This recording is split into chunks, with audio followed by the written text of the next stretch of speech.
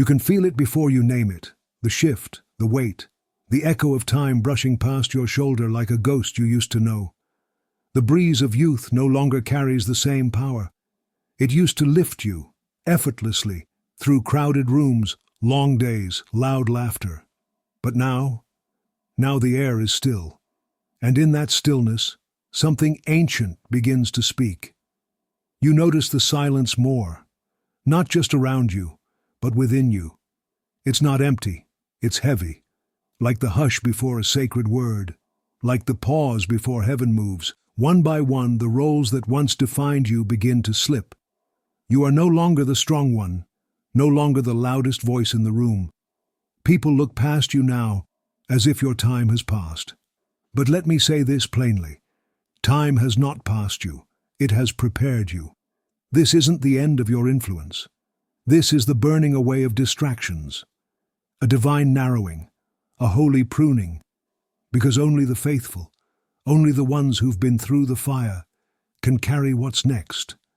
The world may have stopped listening to you, but heaven just leaned in. The strength of your limbs may be fading, but the roar of your spirit is awakening. You thought the fight was over, but you are just now dangerous enough to fight with nothing but truth. You carry silence like a sword, wisdom like a weapon, prayer like thunder. You are not becoming less. You are becoming eternal. If that stirs even a flicker in your spirit, subscribe. And if not, go to the comments and explain why the fire no longer moves you. You are not finished. You are not forgotten. You are not too old for purpose. That lie, the one that tells you you've done enough, that you've given all there is to give, it's not heaven's voice. It's the voice of a culture that worships speed, noise, and youth, but knows nothing of depth, scars, or legacy. You are not obsolete. You are not a shadow of who you were.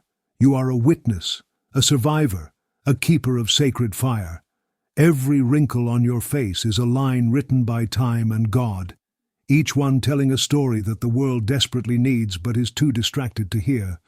You don't just carry wisdom, you are wisdom, walking. There is still work only your hands can do. There are prayers that will not be prayed unless your voice lifts them. There are people who will not rise unless your story wakes them.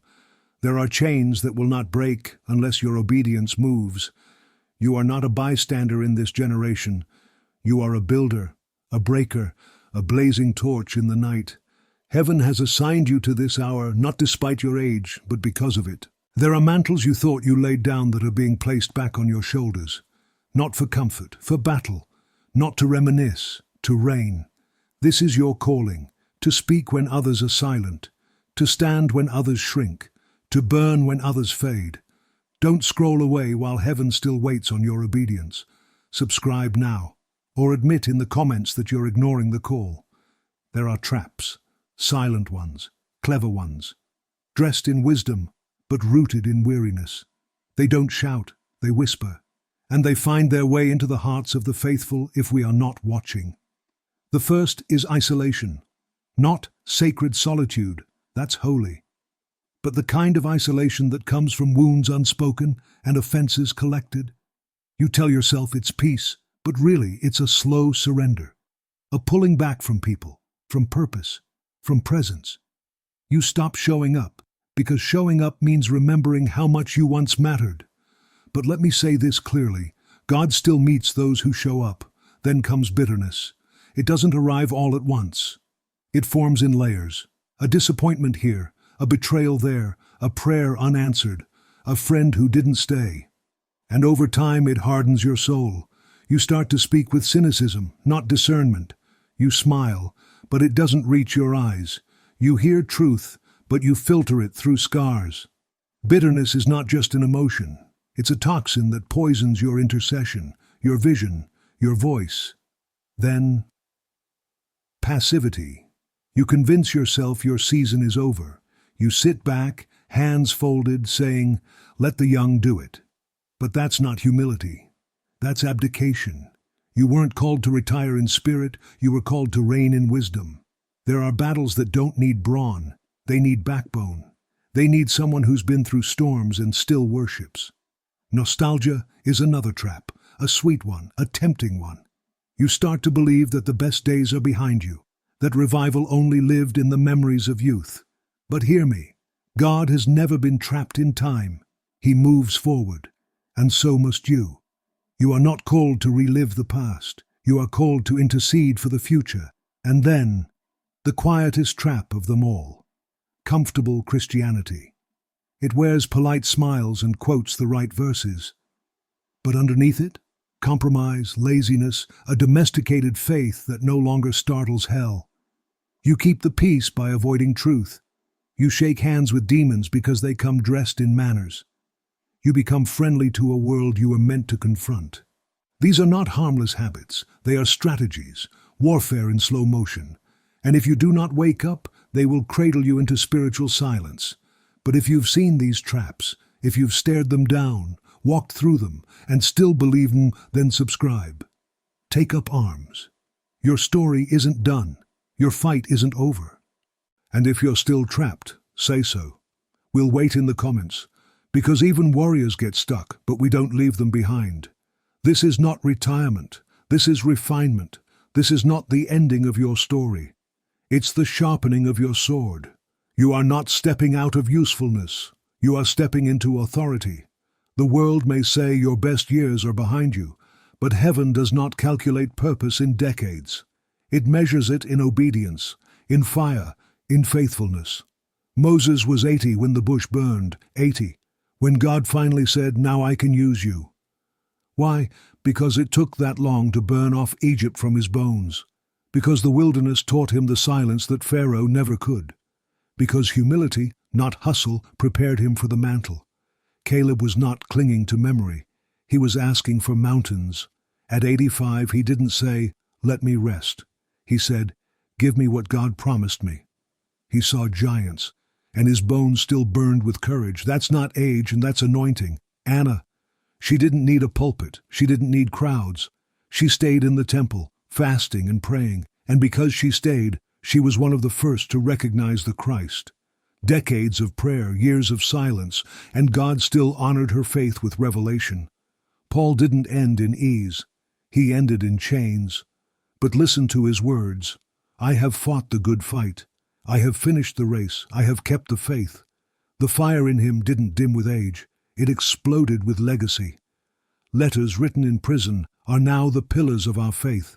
You see, your gray hair is not weakness. It's a crown, a testimony, a weight of glory earned in the furnace of endurance. You don't need to run like you used to. You just need to stand with fire in your eyes and say, "I still believe," because power doesn't come from youth. It comes from yield. And you, faithful one, have yielded again and again. You are not disqualified by time. You are entrusted with it. You don't carry the fire of yesterday. You are the flame that lights tomorrow. So if this truth hit your bones like lightning, subscribe, take your place among the burning ones.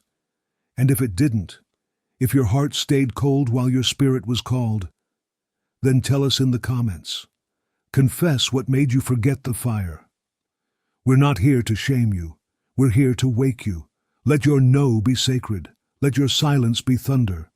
You've spent too many years apologizing for discernment, for drawing lines the Spirit told you to draw, for stepping back when God whispered, "Separate yourself."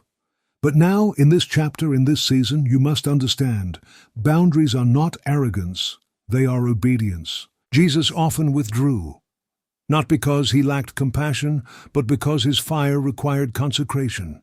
He was not available to everyone. He was assigned. You don't owe access to everyone who remembers the old you. You don't have to explain what the Spirit told you in secret. Obedience will always confuse the unspiritual. Holiness will always irritate the comfortable. This is the hour of fewer friends, fewer words, and sharper clarity. Let your circle shrink. Let your conversations deepen. Let your posture shift from performance to presence. You weren't made to entertain. You were born to ignite. You weren't called to fit in. You were consecrated to stand out. There are people who loved you when you were lukewarm, but can't stand you now that your fire exposes their shadows. Let them leave. Guard your oil. Remember the parable. The foolish demanded access, but the wise refused to pull. They didn't say no out of cruelty. They said no out of consecration. They knew what was at stake. The late hour requires sealed lamps, not leaking compassion. You are not selfish for protecting what took decades to carry. You are not rude for refusing the invitation to distraction. It's not your job to carry every burden, to answer every call, to smile through every compromise. Your no is not rejection. It is sacred preservation. Your silence is not weakness. It is the sound of heaven gathering breath.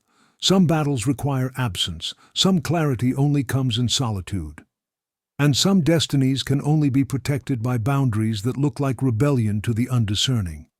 Guard your peace like it's holy, because it is. Guard your time like it's sacred, because it is. And guard your fire like it's the last ember on earth, because to someone watching you, it might be. So, if you're done apologizing for sacred fire, subscribe now, join the remnant. But if you're still trying to please the world, if you're still handing your oil to the unprepared, confess it below. Don't hide, don't lie, we're waiting. Not to shame you, but to remind you who you are. Your yes is still echoing through bloodlines. You thought it was a whisper, but in the spirit, it was thunder. That prayer you prayed in the quiet, it broke something you'll never see with your eyes, but your children's children will walk in the freedom of it.